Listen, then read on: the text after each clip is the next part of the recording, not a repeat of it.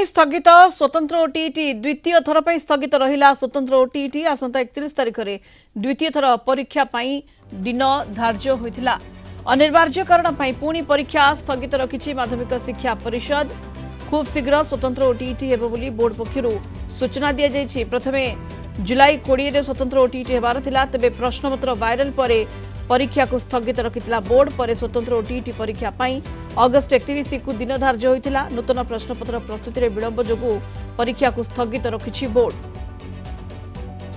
अधिक सूचना पाई zonal head विभूति Sahu phone line में जोड़ी होइछंती। विभूति, पुणी स्वतंत्र ओटीईटी परीक्षा को स्थगित रखा जायछि, कोन कारण रहुछि या पछरे कोआ जाउछि? विभूति देखो तो सुनीता जदि देखिए ये जो परीक्षा प्रथमे जुलाई 20 तारिख रे हेबार थिला स्पेशल ओटीईटी जे कि इन सर्विस टीचर मानक पई प्राय 75,403 जन एथि आवेदन करथिले। दुईटी पेपर रे पेपर 1 एवं पेपर 2 दुईटी पेपर रे जो प्राथमिक शिक्षक सारा राज्य रो अछंती से माने ए परीक्षा देई थांते, किंतु जो जुलाई 20 रे परीक्षा दिन धार्य हेतिला ता पूर्व दिन राति रे परीक्षा प्रश्नपत्र भाइराल हैला, जो कि जुलाई 19 तारिख रे परीक्षा को स्थगित रखिथिला बोर्ड।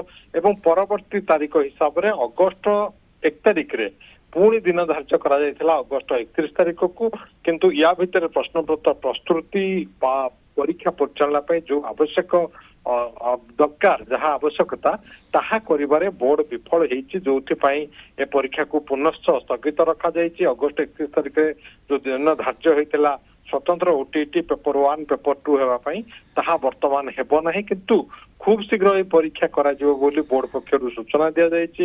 एवं खूब शीघ्र यदि परीक्षा करा जिवो अति बेसी रे 1 मास भितरे ये परीक्षा करिया पई माध्यमिक शिक्षा परिषद लक्ष्य रखिछि।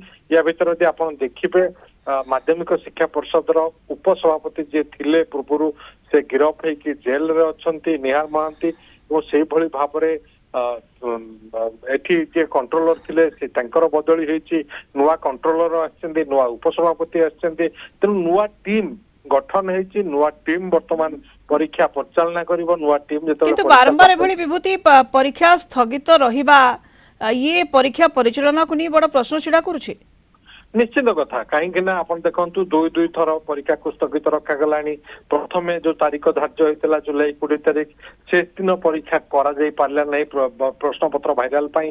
ता परवर्ती समय अगस्त 31 तारिख को धार्य करागला। अगस्त 31 तारिख दिन धार्य होता अगस्त 1 तारिख रे गोटे मास बा 30 दिन अवधि थिला, किंतु ता भितर बोर्ड करिया जो थे कि उपसभापति माध्यमिक शिक्षा परिषद नथिले, कंट्रोलर बदल होता, संपादक नथिले, ये सब परिस्थिति की नहीं जेहेतु ए परीक्षा को मध्य स्थगित रखिला बोर्ड। एवं वर्तमान अगस्त 31 तारिख रे परीक्षा हेबो नाही एवं खूब शीघ्र ए तारीख आउ एक तारीख रे हबो जहाँकि दिन धार्य करा जिवो एवं तापर बोर्ड ए नोटिफिकेशन करिवो। किंतु वर्तमान विधिवत भावे ये परीक्षा अगस्त 31 तारिख करा जिवो नाही बोली बोर्ड घोषणा करछि। बोर्ड ए नै कि एक विज्ञप्ति प्रकाश करछि। सुनीता धन्यवाद विभूति समस्त सूचना पाई। विभूति साहू हम जोनल हेड फोन लाइन रे जोड़ी होइथिले, विस्तृत भावे सूचना दोथिले संपर्क।